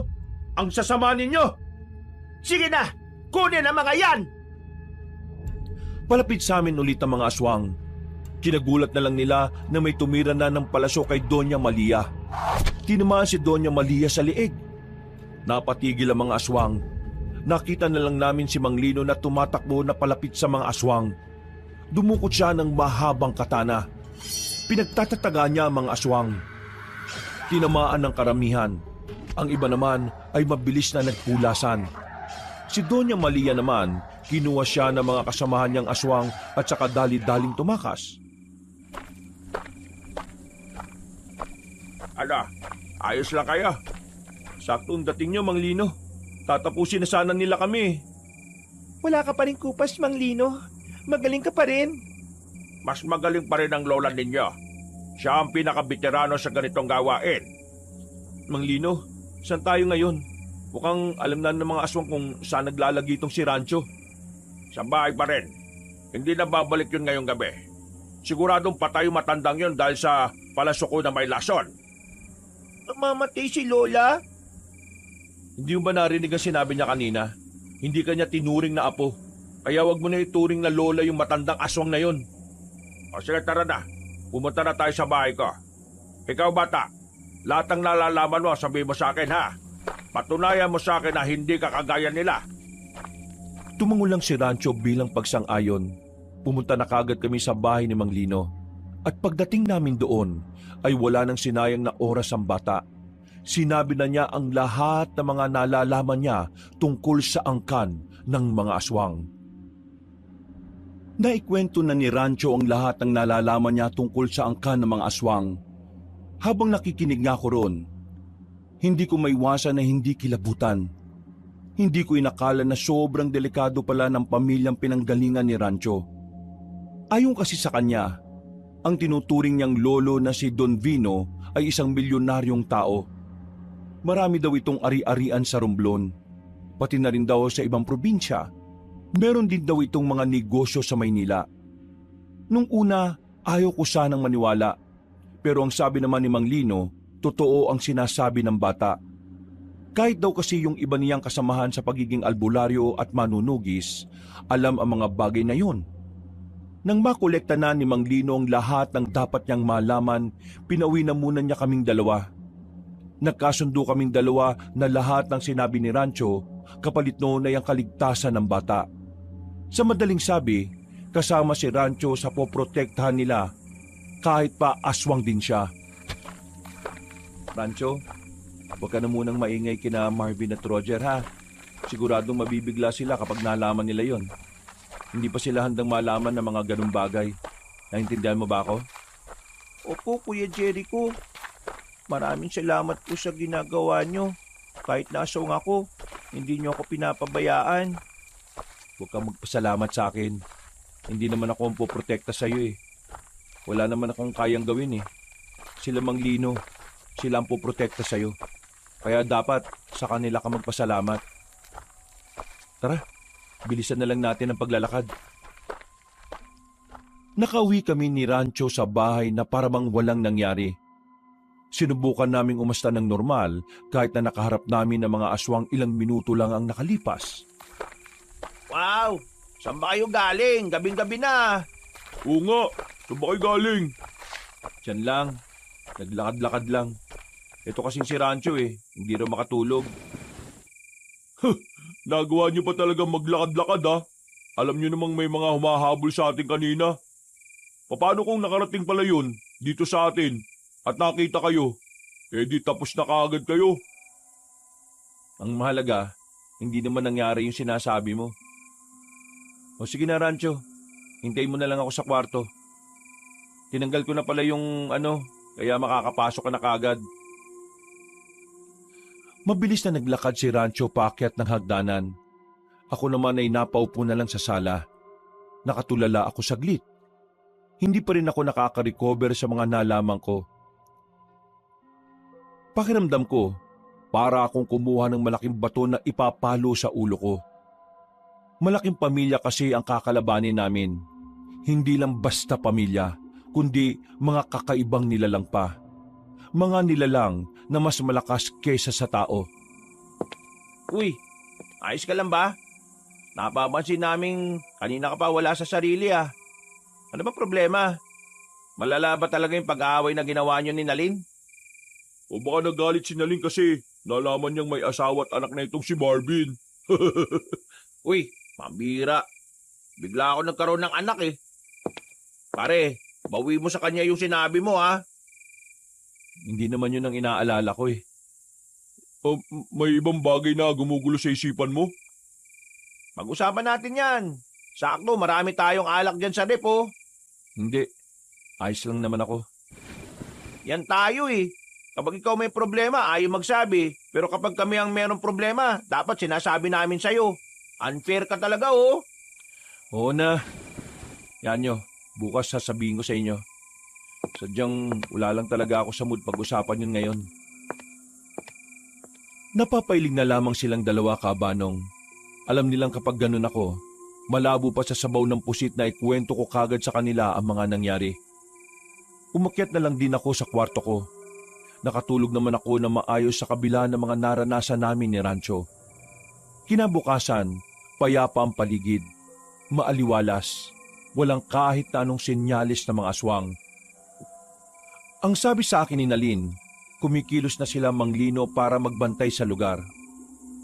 Kahit na papaano ay nakakampante ang kalooban ko, Kabanong. Pero hindi pa rin mawala-wala sa utak ko ang mga posibilidad na baka bigla na lang kunin si Rancho sa amin. Kabanong, inaamin ko na nung mga sandaling yon ay parabang mas lalong naging mahalaga sa akin ang batang yon. Siguro dahil alam kong hindi ko naranasang magkaroon ng batang lalaki na kapatid na mas bata pa sa akin. O baka sadyang naawa lang ako sa kalagayan ng batang yon. Kahit pa isa siyang aswang. Narinig ko kanina sa mga kaibigan mo na aalis kayo ng tanghali. Hindi ka raw sasama? Malamang, sinong magbabantay kay Rancho kung sasama ako? E di iwan mo sa akin. Wag na, baka mamaya kung ano pang gawin mo sa kanya. Gigil na gigil ka pa naman sa kanya. Jericho, mag-isip ka nga. Hindi pwedeng palagi mo kasama si Rancho. Sa oras na ikaw ang matsyempohan ng mga aswang, patay ka talaga. Payo din sa akin ni Mang Lino, ako magbabantay sa bata. Kahit na papaano may alam naman ako kung papaano papalaga ng mga aswang. Marunong kang lumaban sa mga aswang? Oo. Nung bata-bata pa ako, palagi akong tinuturuan ni Lola. Ako lang naman kasi ang interesado sa lahat ng apo niya eh. Kaya huwag ka mag-alala. Kaya kong protektahan ng batang yon. Hindi ko siya pwedeng saktan. Kailangan namin si Rancho. Hindi rin siya pwedeng patayin ng mga manunugis. Ha? Bakit hindi naman pwede? Yung totoong gustong makuha ng mga aswang sa kanya ay hindi yung dugo niya, kung hindi espiritu na nakatago sa loob ng katawan ni Rancho. Teka, anong espiritu? Ano yun? May sapi? Ang sabi ni Mang Dino, isang sinaunang espiritu ng aswang ang gumagala-gala pa nung una pang panahon. Pumasok daw yun sa katawan ng mga aswang na sariwa pa. Yun ang gustong makuha ng mga aswang ngayon, kaya nila gustong kunin si Rancho. Sinabi lang nila na dugo ni Rancho ang kailangan nila, para isipin ng mga manunugis na kaya pa rin nila ang mga aswang. Pero ang totoo, kapag nakuha nila yung espiritu ng sinaunang aswang sa katawan ni Rancho, doon na magsisimula ang kalbaryo nating lahat. Kaya bawal patayin si Rancho. Kasi kapag namatay si Rancho, aalis ang espiritu ng sinaunang aswang sa katawan niya. At kapag nangyari yon, mas mahihirapan na naman sila Mang Lino na malaman kung saan ang espiritu ng sinaunang aswang na yon. Teka. Bakit ngayon mo lang to sinasabi sa akin? Hindi rin naman to sinabi ni Mang Lino ah. Baka naman gawa-gawa mo lang to ah. Ano nga akala mo sa akin, baliw? Kung tutuusin, hindi ko nga to dapat sinasabi sa iyo eh. Kasi ang sabi ni Mang Lino, ako lang daw dapat ang nakakaalam sa pamilya natin. Kasi ako lang naman ang may kaalaman sa mga aswang eh. Pero sinabi ko pa rin sa iyo para aware ka sa mga nangyayari. Ay, nako. Sumasakit ang ulo ko sa dami ng nalalaman ko ah. Ang bihira naman buhay to oh. Kaya nga makinig ka na muna sa akin. Kung talagang malaga sa iyo ang batang yan, iwan mo na siya. Sumama ka sa kanila. Kailangan mo kumilos ng normal. Sigurado ako sa ngayon, magpapadala ng aswang yung pinuno nila para hanapin ang sino mang nagpoprotekta kay Rancho. Mas maganda ng ako ang isipin nila kesa ikaw. Baka mapahamak pa kayo magkakaibigan. Hindi na ako nagsalita pa, Kabanong. Napagtanto ko naman na tama naman ang sinasabi ni Nalin. Kaya agad ko namang kinausap si Rancho. Pumayag naman siya na maiwan ang pinsan kong babae. Pagsapit ng tanghali, umalis na kami. Dinala naman ni Nalin si Rancho sa bahay ni Mang Lino. Habang naglalakad kami papunta sa pwestong hindi namin napuntahan nung nakaraan, napansin naman ako ni Marvin at Roger. Hindi kasi ako nagsasalita. Na kung tutuusin, ako ang parang tour guide nila na madaldal. Nanibago sila sa akin. Alam nyo, umuwi na lang kaya tayo. Ha? Bakit naman? Wala ka sa sarili. Physically present ka, pero yung presensya mo parang wala rito. Ano ba talaga problema mo, pre? Oo nga. Sabi mo sa amin kagabi, sasabihin mo na. Kung sasabihin ko ba sa inyo, maniniwala kayo. Paano natin malalaman kung maniniwala kami o hindi? Kung hindi mo nga sasabihin. Ano ba kasi yan? Ba't parang hirap na hirap kang sabihin sa amin? Kasi... Ha? Hindi ko na ituloy ang sasabihin na makarinig kami ng mabibilis na yabag na mga paa. Meron ding umiiyak na boses. Hahanapin sana namin ang umiiyak na yon nang matanaw namin na may mga lalaking nakaitim. Tapos may isang lalaking tumatakbo. Sugatan. Ang lalaking nakaitim naman, ayun din yung humabol sa amin sa bayan. Hinila ko silang dalawa. Nagtago kami sa gilid. Pinanood lang namin kung ano ang mangyayari. Nanlaki na lang ang mga mata namin nang makitang dinakmana ng isang lalaking nakaitim ang lalaking sugatan. Sinakmal sa leeg. Kinagat-kagat ng ilang ulit.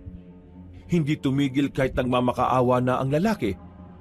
Sa isang iglap lang, nalagutan agad ng hininga ang biktima. Pagsaluhan na natin to. Visit na pinulo natin. Hindi tayo pinapakain eh. Maganda lang, nadiskarte tayo. Hindi na kami makagalaw sa nakikita namin noon dahil sa magkahalong takot at kaba. Mga ilang sandali lang ay nakita namin binitbit na nila ang biktima. Paalis na rin sana kami pero biglang napabahing si Marvin. Sabay-sabay na lumingon ang mga aswang sa amin. At dahil doon, ako na ang nagsabi sa kanila na tumakbo. Para kaming maubusan ng lupa noong mga sandaling yon dahil sa bilis namin. At sa tuwing lilingon naman kami, nakikita naming nakasunod lang sa amin ang mga aswang. Sa kamalas-malasan pa, napahiwalay sa amin si Marvin. Bigla na lang siyang nag-iba ng direksyon. Nakita rin naman namin na siya na yung hinahabol. Kami naman ni Roger ay sumiksik na lang sa puno ng balete. Gagi, ano ba yung pre? Pre, aswang ang mga yun. Aswang? Tirik ang araw, aswang? Aswang nga yun. Saka nakakita ng normal na tao na kumakain ng kapwa-tao. Aswang yun. Si Marvin. Baka napano na si Marvin. Siya na yung hinahabol eh. Ano gagawin natin? Hahanapin natin si Marvin. Hindi pwedeng umuwi tayo nang hindi natin siya kasama. Baka mamaya, ang dami pang aswang dito sa gubat na to. Kailangan nating lakasan ng loob natin, pre. Kapag napahamak si Marvin, problema din natin yun. Diyos ko naman oh. Ang tanga-tanga naman kasi. Bakit bigla-bigla siyang mag-iiba ng direksyon? Sinabi ng kumanan, kumaliwa pa talaga. Ang tanga! Nakakabwisit! Alauna pa lang naman eh. Tara na, hanapin na natin siya. Baka nandyan lang yun. Kumuha na lang kami ng matitibay na sanga na pwede naming ipamalo. Kahit na kinakabahan, nilakasan pa rin namin ang loob namin. Hinanap namin si Marvin sa gubat na yon. Pero inabot na kami ng 5 oras ay wala pa rin kaming napapala. Kumagat na ang dilim sa paligid. Pero kahit na anino lang niya ay hindi na namin nasisilayan. Kanina pa tayo rito, pre. Hindi pa rin natin nahanap si Marvin. Baka siguro, kailangan na lang natin tanggapin na wala na siya. Baka... Sira ulo. Anong wala na siya? Nandiyan pa siya, nararamdaman ko. Buhay pa kaibigan natin. Nasaan nga, Aber? Kung natatakot ka na, mauna ka na umuwi. Ako nang bahalang maghanap sa kaibigan natin. Hindi ko siya hayaang hindi maisama pabalik. Pawin mo ako mag-isa? Akala mo, ang lapit lang natin sa bahay mo, no? Ilang metro din ang binyahe natin kanina, Jericho. Eh kung di mo kayang umuwi mag-isa, dapat kaya mong sumama sa akin ngayon. Pabira naman talagang buhay to, oh. Tara na, hanapin na natin ulit siya. Doon sa banda ron, baka naroon siya. Naglakad pa kami ng naglakad hanggang meron na kaming matanaw na liwanag. Isang komunidad, maraming kabahayan at meron ding mga ilaw. Pero bukod doon, napukaw ng pinakamalaking bahay ang atensyon namin. May bukod tanging mansyon doon. Nung una, inakala namin na baka tipikal na baryo o barangay lang yon. Kaya nagmamadali kaming maglakad papunta roon. Nang makalapit na kami, dito na namin nakita si Marvin. Nakatago siya sa mga halamanan at parang may sinisilip. Sira ulo ka. Saan ka ba nagpunta? Shh! Huwag kayo maingay. Tingnan nyo, oh. Nang sumilip kami sa tinitingnan niya, nakita namin ang harapan ng mansyon. Maraming mga nakatayo doon. Sa gitna nila ay isang matandang magara ang suot at mukhang mayaman. Mga aswang ang mga yan. Naririnig ko kanina pa ang usapan nila eh. Meron daw isa sa kanilang namatay. Pagbabayarin daw nila yung mga tao. Teka, hindi kaya... Pinatay nila si Malia. Pinatay nila ang asawa ko. Hindi makakapayag ang isang supremo na gaya ko na mapalagpas ito. Buhay ng isa sa pinakamayamang aswang ang kinuha nila. Kaya buhay din ang kukunin natin. Hindi lang isang buhay. Hindi lang 2. Hindi lang 3. Lahat ng taong makikita natin sa baryong yon, kukunin natin ang buhay. Magsisisi sila na tayo ang kinalaban nila. Ipapatikim natin sa kanila kung ano ang lasa ng impyerno! Nang marinig namin yon, parang kusang tumindig na lang ang mga balahibo ko, Kabanong. Nanlalamig bigla ang palad ko. Ganon din silang dalawa. Mga pre, narinig ko rin kanina itong lugar na to. Lugar ng mga aswang eh. Yan ang ginagawa natin dito. Kailangan na natin umalis dito, baka mamaya ay mabiktima rin tayo. O sige, tayo na. Bilis! Bilis! Wala na kaming sinayang na sandali. Bago pa malaman ng mga aswang na naroon kami, ay agad na rin naming nilisan ang lugar na yon. Maswerte namang wala kaming nakasalubong na aswang. Hanggang sa makarating na kami sa kalsada. May mga napapadaan na naman ng mga sasakyan, kaya agad naman din kaming nakabiyahe. Sa puntong yun pa lang kami nakahinga ng maayos. Makalipas ang halos kalahating oras na biyahe, nakababa na rin kami sa harapan ng lugar namin. Mabilis ang lakad na ginawa namin. Dumiretso agad ako kay Nanalin pero wala siya roon. Kaya nagpaalam na muna ako sa 2 kong kaibigan at pinuntahan ko ang bahay nila Mang Lino. Nabutan ko silang naroon kaya nawala rin ang pangamba ko. Jericho, nagmamadali ka bang makarating dito? Nasaan si Rancho? Nasa loob. Maaga kong pinatulog. Alam na namin kung saan nagkukuta ang mga aswang. Teka, paano nyo nalaman? Sino kasama mo? Kasama mo yung 2 mong kaibigan? Malamang, di ba 3 kaming namumundo kanina? Aksidente naming nadiskubre yung isang barangay o baryo ba yun? Tapos, merong malaking bahay doon. Malamansyon. Narinig namin yung isang matanda, mukhang mayaman siya eh. Tapos yung tinira mo ng palasyo na matandang babae, Mang Lino, asawa nun. Ang sabi niya, magiganti sila sa inyo sa lugar ninyo.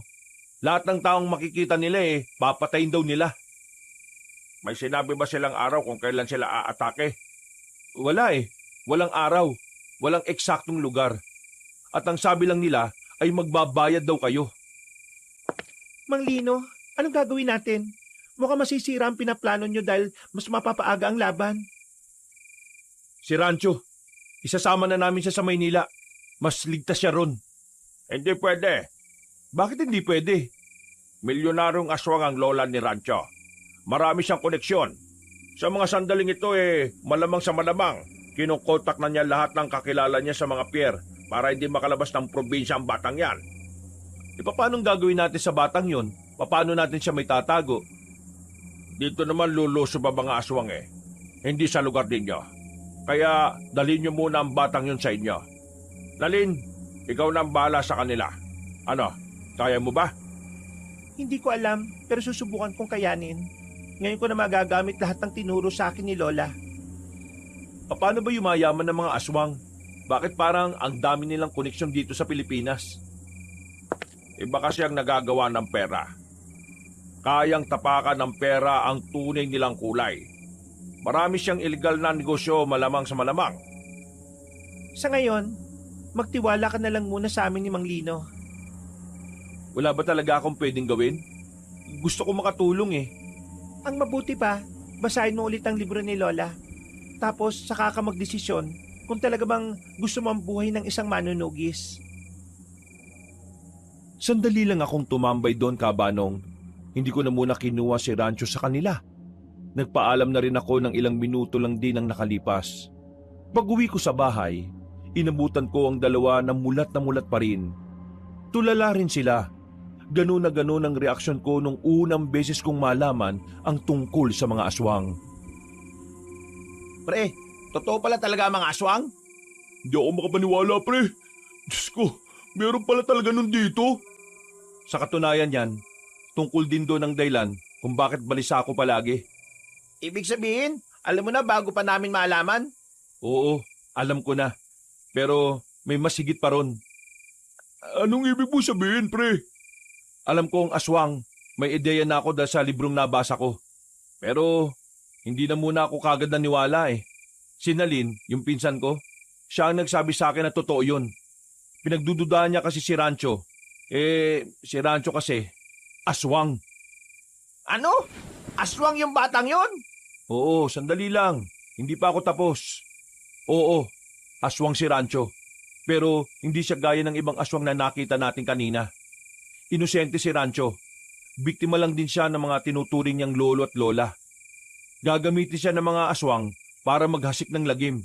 At yun ang pinipigilan ng mga manunugis. Teka, wait lang. Seryoso? Aswang si Rancho? Kung anong sinabi ko, totoo yun. Aswang pala si Rancho Bakit pa natin siya inaayanan dito sa bahay? Nakikinig ka ba? Hindi nga raw masama si Rancho. Mabuting bata si Rancho. Kahit aswang siya pero ang puso niya parang sa tao lang din. Paano tayo makakasiguro na mabuting aswang nga yung batang yan? Sa parte pa lang ng pagpapanggap niya hindi na siya mapagkakatiwalaan dun Hindi niya sinabi ang totoo dahil alam niya nakakatakutan natin siya kapag nalaman natin. Tayo na lang ang tinuturing niyang tahanan. Ngayon nalaman ko na aswang na si Rancho. Parang wala naman nagbago Wala naman kasi ako nararamdamang panganib kapag nandito siya. Para sa akin, normal na bata lang siya. Ganyan din ang naramdaman ko. Kaya nga bukas na bukas, babalik si Rancho dito. Poprotektahan natin siya para hindi siya makuha ng mga aswang. Ha?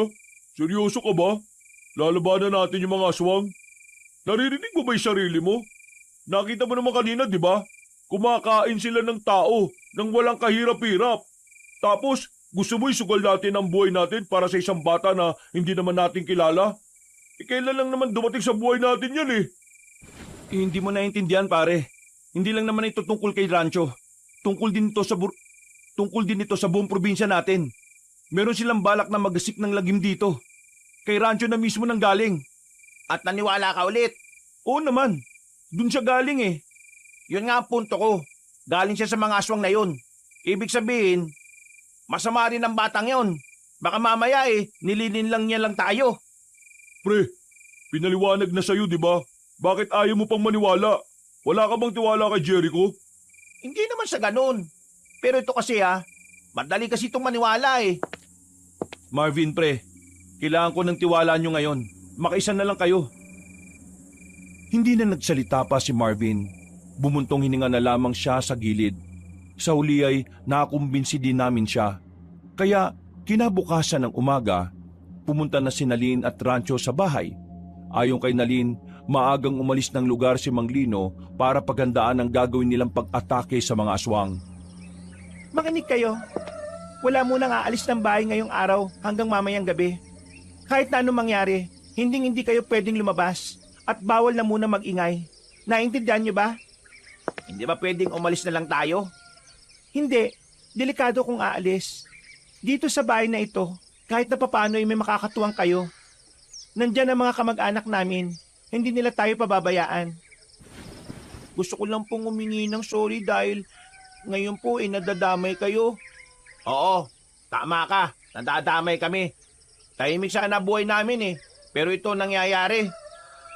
Uy, Marvin, huwag kang ganyan sa bata. Hindi yan normal na bata, no? Kahit pa, hindi porke aswang yan tatrato mo pang basura. Umayos ka nga. Mas nagmumukhang ikaw yung bata, Marvin Walang mangyayari kung magtatalo-talo lang din kayo. Sundin nyo na lang din ang mga sinasabi ko para walang mangyaring masama sa atin. Nung umagang yon, ay nanatili lang talaga kami sa bahay. Kahit na aminadong nababagot, ay tiniis na lang namin. Ang tanging prioridad namin ay mailigtas ang bata para hindi mapakinabangan ng mga aswang. Lumipas sa mga oras, sumapit na rin ang kinagabihan. Sa mga sandaling yon, hindi ko na maiwasang hindi kabahan. Kaya naman, pinagkukuha ko na ang mga nakatagong itak sa bodega. Binigyan ko si Marvin at Roger. Alam kong wala kaming kaalaman sa pakikipaglaban sa mga aswang, pero hindi ko kayang isipin na si Nalin lang ang haharap sa mga yon kung sakali. Kumalma lang kayo. Mas lalo kayo matataranta kung masyado niyong didibdibin ng mga aswang. Hindi dito ang destinasyon nila, kundi dun sa baryo nila, Mang Lino. Pero kailangan pa rin nating paggandaan ng mga hindi inaasahan. Mga pre, gamitin nyo ang mga itak na yan sakaling may maligaw dito. Huwag kayo matatakot. Walang problema sa akin. Dito lang kay Marvin, mukhang meron. Huwag ka na magmaktol, pre. Wala naman ang magagawa yung pagmamaktol mo Kapag hindi natin to ginawa, mapapahamak lang din tayo. O na. Ako nang bahala sa sarili ko. Mabuti naman. Dinala ko na si Rancho sa kusina.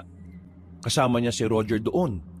Kaming tatlo naman ni Nalin at Marvin nasa tapat ng bahay. Nagmamasid sa paligid. Ang iba kong kamag-anak, pasimpleng nakatambay na rin sa mga bakuran nila. Para isang hudyat lang namin, makakapag-respondi kagad sila. Alas 9 na. Sa mga ganitong oras, nakarating na sila Mang Lino sa lugar ng mga aswang. Paano kung nasalasihan sila? Kaya nga tayo nag-aanda rito Kung sakaling mangyari man yon, alerto tayo. Magaling si Mang Lino. Pati na rin ng mga kasama niya. Nabasa ko sa libro yung pangalan ng samahan nila Nung pa man, kumakalaban na sila ng mga aswang. Pero hindi tayo dapat makampante. Maraming taon na ang nakalipas. Hindi na nila alam kung ano ang mga pinagbago ng mga aswang. Naghintay lang kami na naghintay. Mga bandang alas 11, dito na nagbago ang ihip ng hangin. Nakaramdam na kami ng presensya ng aswang sa paligid. Nakarinig na rin kami ng mga kaluskos. Kinabahan na kami. Ang pagdating kasi ng mga aswang ay senyalis na hindi naging matagumpay ang paglusob nila Mang Lino. Bago kami pumasok ng bahay, pinatunog na muna namin ang maliit na bell na nakasabit sa harapan. Para yun abisuan ng iba naming kamag-anak. Ano nangyayari? Nandiyan na ba yung mga aswang? Bantayan mo na maigi si Rancho Hindi dapat makalapit ang mga aswang sa kanya. Kaming bahala rito sa harapan. Jericho, magsindi ka ng gasera. Ikaw naman, Marivic, kunin mo yung gas sa ilalim ng lababo. Anong Marivic? Marvin ang pangalan ko. Baka ba akong babae? Ikaw Sinasadya mo siguro para mapansin kita ah. Huy, puro kalandi. Bilisan mo na. Nagmamadali kong kinuha ang gasera at kinuha naman din ni Marvin ang isang galon ng gas. Kinuha namin ang mga telang pinilas namin. Tinali namin yun sa mga sanga na kinuha namin sa likod bahay. Tinulisan namin ang sanga na yon para maging sibat. Sinindihan namin ang sibat at saka muli kaming lumabas ng bahay. Biglang nanlambot ang tuhod ko nang makita ang matandang lalaki na nasa bakuran na namin. Ang matandang yun ay ang matandang nakita namin sa lugar ng mga aswang. Unang tingin pa lang sa kanya, masasabi na kaagad na mayaman siya. Kasama niya ang mga aswang na nakakalat na rin sa bakuran namin. Dito lang kayo. Seryoso ka ba? Ayan na sila oh. Sundin natin ang sinasabi niya. Siya ang nakakaalam nito. Magandang gabi sa inyo. Narito kami para makipag-usap ng mapayapa. Tungkol ito sa isang batang lalaki. At ang batang lalaki na yon ay ang apo ko. May nakapagsabi sa akin na dito raw dinala ang apo ko at kayo raw ang umampon. Wala rito ang sinasabi mo. Sino ka ba? Naaamoy ko siya. Malakas ang amoy niya. At nararamdaman ko siya. Kaya wala kayong pwedeng itago sa akin. Kung ako sa inyo, ibigay niyo na lang siya na maayos. Para hindi na tayo humantong sa kaguluhan. Akala mo magpapauto kami sa mga aswang na kagaya ninyo? Alam namin na kapag naibalik sa inyo ang batang yon, mas magtatagumpay na kayo sa mga binabalak ninyo. Ano bang alam mong babae ka? Gusto ko lang maibalik ang apo ko. Isa akong lolo na nag-aalala sa... Apo? May kapal-kapal talaga ng mukha na tawagin siyang apo. Eh gagamitin niyo lang siya sa kasamaan eh. Uy pre, hindi ka ba natatakot? Mga aswang ang kaharap natin. Kala nyo siguro hindi namin alam ang totoong pakay nyo sa bata? Balak nyong kunin ang espiritu na nakasapi sa katawan niya. At kapag nangyari yon, mas magiging malakas ka. O ano, nagulat ka ba? Sino ka bang babae ka? Kabila ka ba sa mga manunugis na yon? Hindi nyo makukuha ang bata. Magkakamatayan tayo. At anong gagawin ninyo? Kakalaban ninyo kami? Sigurado ba kayo sa gusto nyong mangyari? Eh titignan na lang natin. Sige, total hindi naman kayo makuha sa maayos na usapan. Idadaan na lang natin ito sa karahasan. Mga kasama! Aatake na sana ang mga aswang pero agad na rin kumilos sa mga kamag-anak ko. Pinagbababato nila ng kung ano-ano ang mga aswang. Ang ilan pa ay may mga nagpaputok ng sumpak at pumukol ng palaso. Nataranta ang mga aswang. Hindi nila inakala na ganoon ang mangyayari. Medyo nabuhayan ako ng loob ng mga sandaling yun, Kabanong. Buong akala ko, magtutuloy-tuloy ang kalamangan namin sa laban. Pero sandaling umatras sa mga aswang. Pumunta sila sa madidilim na parte para muling bumuelo. At sa muli nilang pag-atake, dito na nagalusa ng mga kamag-anak ko. Kanya-kanya na rin silang pasok sa mga bahay nila. Nawala na mga putukan ng mga baril. Ang tanging maririnig na lang sa labas ay ang mga galit na tinig ng mga nilalang. Pre, umatras na mga kamag-anak nyo. Mukhang papasukin na nila tayo rito. Huwag kang mag-alala. May mga nilagay akong pangontra sa bahay na ito. Hindi sila basta-basta makakapasok. Ha? Eh ano yun? Huwag kang duwag. Kalalaki mong tao. Kahit basagin nila mga yan, hindi pa rin sila makakapasok. Sunod-sunod na pagbasag ang naririnig namin ng mga sandaling yon, Kabanong. Kaya kahit na ako, hindi ko na rin maiwasang hindi matakot para sa kaligtasan namin. Ano? Pamili kayo! Ibibigay nyo sa amin na maayos si Rancho o papasukin namin kayo dyan? Hindi kayo makakapasok dito. May hinang pangontra lang ang nasa bahay na ito. Mga tauhan ko lang ang hindi kaya makapasok. Pero ako, kayang-kaya ko. Kaya kung ako sa inyo, ibigay nyo na ang bata. Hanggat maaari, ayaw kong dumanak ang dugo nyo sa sarili nyong bahay. Kuya Jericho! Uy, Rancho! Ang sabi ko, dun lang kayo sa kusina ah. Sasama na po ako sa kanila, kuya. Ano? Hindi pwede. Alam mo mangyayari kapag sumama ka sa mga yun. Pero Hindi ko rin po kayang mapahama kayo ng dahil lang sa akin. Huwag ka na nga magbida-bida dyan, Rancho. Hindi ka nila pwedeng makuha. Kahit na mamatay pa kami, handa kaming lumaban. Uy, ganda. Ayoko pang mamatay, no? Kung gusto naman pala niyang sumama, ibigay niyo na. Ayoko pang matigok dito, no? Sige na po. Hayaan niyo na po kung sumama sa kanila. Ako naman po ang dahilan ng lahat ng kapamakan dito, eh. Ayoko po kayong mawala. Malaga na po kayo sa akin. Hindi nga pwede. Desisyon ko to. Hayaan niyo po ako. Rancho! Rancho! Biglang tumakbo si Rancho palapit sa pintuan. Binuksan niya yon at agad na hinarap ang matandang aswang. Napangiti naman yung matandang yon. Susundan ko pa sana si Rancho pero pinigilan na ako ni Nalin. May mga aswang na kasing nakaamba sa labas. At mapapahamak lang ako kung susunod ako. Rancho! Huwag kang sumama dyan! Pahirapan ka lang yan! Alam mo yan! Pero mas mahirapan po ako kapag nakita ko po kayong mapapahamak ng dahil sa akin. Kaya pasensya na po, Kuya Jericho. Masaya po ako kahit na sandali lang po tayo nagkasama-sama. Uwi ka rin naman pala eh. Pinapunta mo pa talaga ako rito. Lolo, kasama po ko sa inyo. Pero ipangako niyo po sa akin na hindi niyo na sila sasaktan. Ipangako niyo po sa akin na wala kayong gagawin sa mga tao. Para sa paborito kong apo. Sige, wala akong gagawin sa kanila. Pangako yan. Huwag kang maniwala dyan, Rancho. Kalokohan yan. Gagamitin ka lang din nila para gawing kasangkapan sa kasamaan nila. Ngumiti na lang sa akin yung bata ng pilit. Hahawakan na sana siya ng lolo niya nang biglang dumating sila Mang Lino. Nagkagulo silang muli. Si Rancho naman ay agad na nakapagpalit ng anyo. Kinalmot niya si Don Vino sa muka. Dahilan para mawala ito sa wisyo. Wisit kang bata ka! Tumakbo naman ako palapit at tinigit ko si Rancho. Habang nagkakagulo sa labas, nakita namin si Mang Lino na sumenyas na sa amin. Pumunta raw tayo sa bahay ni Mang Lino. Mas malakas daw doon ang pangontra. Mga pre, tara na! Wala na kaming sinayang na pagkakataon. Binitbit ko na naman si Rancho kahit na aswang pa ang itsura niya. Sa kalagitnaan ng kaguluhan, palihim kaming umalis sa bahay. Dumaan kami sa may gilid hanggang sa makarating na kami sa kalsada. Tinatahak lang namin ang daan nang biglang humarang sa amin si Don Vino. Hindi pa kami gaanong nakakalayo nun. Napalunok na lang ako ng laway ng dahil sa kaba. Agad naman bumaba si Rancho.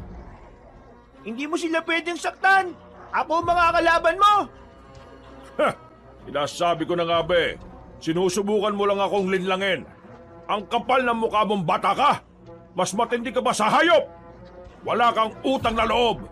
Matapos ka namin palakihin at alagaan bilang kasapi sa pamilya namin ito ang igaganti mo. Hindi niyo naman po ako tinuring na tunay na po eh. Kaya wala po akong utang na loob sa kagaya ninyo. Sila Kuya Jericho, sila nagparamdam sa akin na mahalaga ako sa kanila. Sila nagparamdam sa akin na dapat akong ingatan. Pero kayo, hindi niyo po yun na iparamdam sa akin kahit na kailan. Puro ka drama! Kung hindi lang din kita mapapakinabangan, papatay na lang din kita ngayon! Biglang lumaki ang katawan ng matandang aswang. Nagbago rin ang buong mukha nito. Mas pumangit, mas kumulubot. Pero ramdam namin ang pagiging kakaiba ng matandang yon. Pagtingin namin kay Rancho, parang hindi man lang siya natatakot. Lusob na! Nang unang lumapit si Nalin, sinubukan niyang tagain ang hawak niyang katana si Don Vino. Pero mabilis siya nitong naiwasan. Hinawakan ng matandang aswang si Nalin sa kwelyo. Hinagis ito ng malakas. Tumama pa siya sa bakod. Parang nabuhayan ako ng loob nung oras na yon, Kabanong. Galit na galit akong lumapit sa aswang kahit na alam kong hindi rin naman ako uubra. Tinaga ko siya habang hindi pa siya nakatingin. Tinamaan ko siya sa balikat, pero parang wala lang yun sa kanya. Nanlalaki mga mata ko nang makita ko ng malapit ang mukha niya. Dinakma niya ako sa leeg. Wala pang 3 segundo, pakiramdam ko mamamatay na ako. Buti na lang ay lumusob na rin si Roger at Marvin kaya nabitiwan ako. Ang kaso nga lang, sila naman ang napagbuntungan.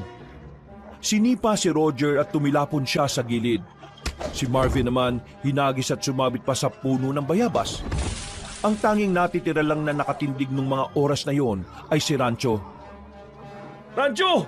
Tumakas ka na! Takas na! Hindi ko po kayo iiwan. Lalabanan ko po siya. Pambira ka naman oh! Makinig ka na lang! Takas na! Hayaan mo na siya. Marahang naglakad si Rancho palapit sa lolo niya. Sa liit ni Rancho, hindi ko may isip kung anong mangyayaring masama sa katawan niya. Ako yung nasasaktan kapag iniisip kong magkakanda bali-bali ang buto niya. Pasaway kang bata ka! Hindi ko kayo atrasan. Magsasalpukan na sana ang dalawa, pero biglang gumilid si Rancho. Nagtaka din si Don Vino sa kanya. Yung pala, meron pala siyang binabalak na hindi niya alam. Mang Lino! Ngayon na! Isang palasoong tumarak sa hita ni Don Vino. Nang mapaluhod ang kaliwang hita nito, ay agad na lumabas si Mang Lino mula sa dilim.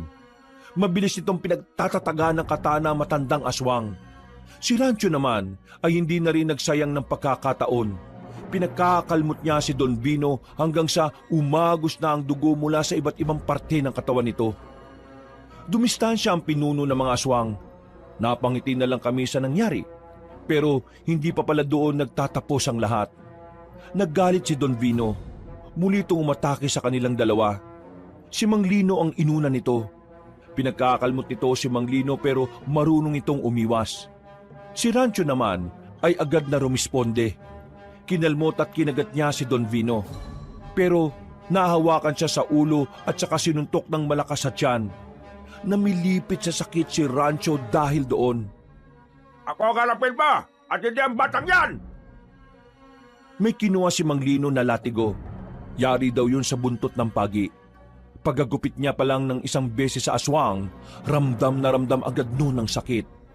Hindi tinigilan ni Mang Lino ang paghataw niya. Nang makarecover na si Rancho, mabilis itong gumapang at sumampa sa likuran na matanda. Mang Lino! Gawin niyo na po! Bilis! Walang sinayang na pagkakataon si Mang Lino. Mabilis itong tumakbo at dinukot naman ito ang palakol sa likod. Hinataw niya ng palakol ang matandang aswang. Tinamaan yun sa ulo, kaya agad itong nagpaggewang-gewang.